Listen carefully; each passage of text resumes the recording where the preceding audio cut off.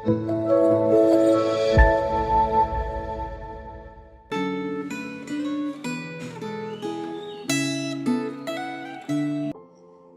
Bapak Ibu, Saudara-saudari yang dikasihi Tuhan. Hari ini kita memasuki perenungan Kitab Ayub yang ke-30. Mari kita mohonkan kuasa Roh Kudus untuk membimbing kita di dalam perenungan ini. Kita berdoa. Tuhan, sungguh kami mengucap syukur kami boleh memulai pagi hari ini bersama dengan Engkau. Kiranya Roh Kudus-Mu membuka hati dan pikiran kami, sehingga apa yang kami renungkan ini sungguh membuat kami semakin dalam mengenal Engkau, dan hidup kami boleh semakin mempermuliakan-Mu.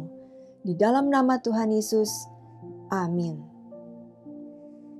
Saya hanya akan membacakan beberapa ayat saja, tetapi tetap saya menghimbau Bapak Ibu untuk bisa membaca pasal 30 ini secara keseluruhan, bahkan mengulang dari pasal 29, agar bisa mengerti konteks pasal ini secara lengkap dan utuh. Saya akan membacakan ayat 17, 20, 26, 28, dan 30. Ayat yang ke-17, pada waktu malam, tulang-tulangku seperti digerogoti, dan rasa nyeri yang menusuk tak kunjung berhenti. Aku berseru, minta tolong kepadamu, tetapi engkau tidak menjawab. Aku berdiri menanti, tetapi engkau tidak menghiraukan aku. Tetapi ketika aku mengharapkan yang baik, maka kejahatanlah yang datang. Ketika aku menantikan terang, maka kegelapanlah yang datang. Dengan sedih, dengan tidak terhibur, aku berkeliaran. Aku berdiri di tengah-tengah jemaah sambil berteriak minta tolong. Kulitku menjadi hitam dan mengelupas dari tubuhku. Tulang-tulangku mengering karena demam. Bapak Ibu yang dikasihi Tuhan, siapa di antara kita yang senang dengan ujian? Sepertinya sebagian besar orang enggan, bahkan kalau bisa menghindar dari yang namanya ujian dengan berbagai alasan yang kita punya, bukan? Padahal hanya lewat ujianlah seorang murid bisa naik ke tingkat yang lebih tinggi. Hanya lewat ujianlah kemampuan dan kapasitas kita akan meningkat. Di dalam Ayub pasal yang pertama ayat ke-9, di situ jelas tertulis, Ayub seorang yang saleh dan jujur, yang takut akan Allah dan menjauhi kejahatan.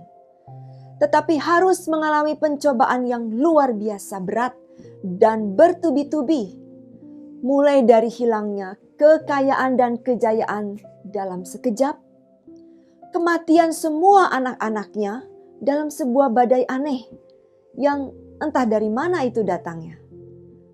Kemudian istri yang nyatanya sudah habis kesabaran. Penyakit mengerikan.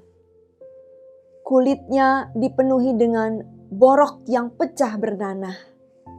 Kemudian cacing-cacing timbul keluar dari kulitnya yang membuat tubuhnya bengkak dan demam, juga disertai rasa gatal yang terus-menerus. Kelopak matanya menghitam, rasa sakit yang menyiksa dan terus-menerus. Akibat semua penderitaan ini, Ayub harus diisolasi, dipindahkan ke tempat pembuangan sampah kota. Bapak Ibu, tempat pembuangan sampah sungguh tempat yang sangat tidak layak untuk seorang Ayub, bukan? Tapi disitulah Ayub kini berada. Ayub memang benar-benar sudah berada di titik terendah. Dan untuk sekian lama, Allah tetap berdiam diri sampai nanti pasal yang ke-38 Akhirnya Allah memecah keheningan. Tetapi kita tahu berapa lama Allah berdiam diri. Yang menarik untuk dipelajari dan diteladani dari seorang Ayub adalah di saat Allah berdiam diri dan seolah tidak peduli, di saat Ayub menderita begitu rupa, responnya sangat luar biasa. Kita bisa membaca kembali Ayub pasal yang pertama ayat ke-20. Maka berdirilah Ayub, mengoyak jubahnya, mencukur kepalanya, kemudian sujudlah ia dan menyembah.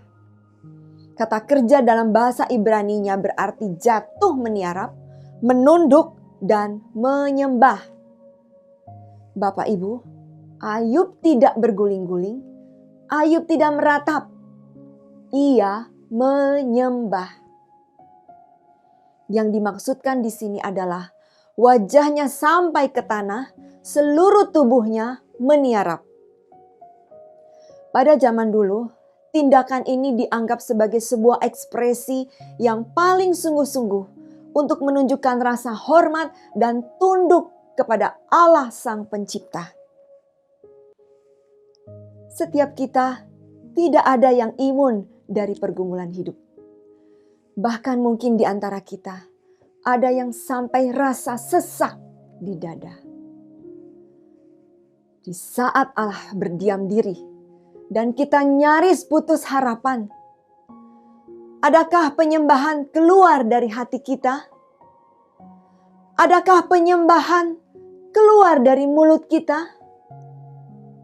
Adakah kita tetap setia dan taat pada kehendak Bapa? Pergumulan berat apa yang tidak pernah dialami oleh Tuhan kita Yesus Kristus? Pada saat Tuhan Yesus berteriak, "Allahku, Allahku, mengapa Engkau meninggalkan aku?" Bukankah di sana Yesus sedang mengalami penderitaan, kesengsaraan, kesakitan luar biasa, rasa ditinggalkan, dan kehilangan yang amat sangat? Tetapi Yesus taat kepada kehendak Bapa. Di dalam ketaatannya ada unsur penyembahan dan hormat kepada Allah Bapa yang mengutusnya. Bapak Ibu yang dikasihi Tuhan, mari, walaupun ini tidak mudah, kita hadapi setiap tantangan, pergumulan yang Tuhan izinkan dengan hati yang tetap menyembah. Tuhan tidak pernah menjanjikan langit selalu biru. Tuhan menjanjikan penyertaan, penghiburan, kekuatan, dan kasih setianya yang kekal. Kita rindu lewat ujian yang kita jalani, pengenalan kita akan Allah bisa semakin dalam. Pengenalan kita akan Tuhan Yesus semakin kuat. Seperti di dalam Ayub 42 ayat 5. Hanya dari kata orang saja aku mendengar tentang Engkau. Tetapi sekarang mataku memandang Engkau. Kita juga rindu. Kita bisa berkata seperti Ayub yang pernah berkata di dalam Ayub 23 ayat 10. Karena ia tahu jalanku, seandainya ia menguji aku akan timbul seperti emas. Mari kita berdoa. Tuhan, kami mau menyerahkan hidup kami ke dalam tangan-Mu. Engkau adalah Allah kami yang berdaulat. Engkau tahu segala pergumulan kami. Engkau tahu segala keluh kesah kami, kesengsaraan kami. Tapi kami percaya di dalamnya Engkau tetap bekerja. Kami percaya penyertaan-Mu kuat. Penyertaan-Mu kekal selama-lamanya. Dan kami akan menghadapinya hanya bersama dengan Engkau. Terima kasih Tuhan untuk firman-Mu yang menguatkan kami pagi ini. Di dalam nama Tuhan Yesus Kristus, kami berdoa. Amin. Selamat menghadapi ujian bersama dengan Tuhan. Roh Kudus menyertai kita semua.